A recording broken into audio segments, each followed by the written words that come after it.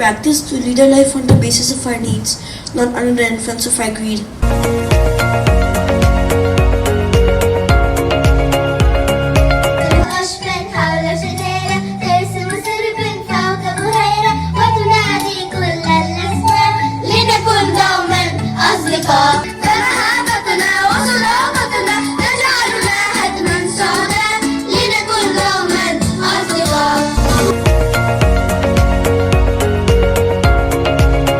Greed is an insatiable desire for material gain, be it food, money, land, or inanimate possessions. Sometimes we may already have a lot of toys, but still we want the latest or the biggest one just because others have it, not because we need it. This can be a form of greed.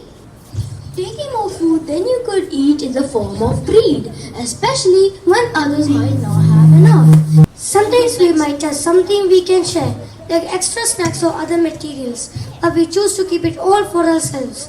Sharing is a way to show kindness.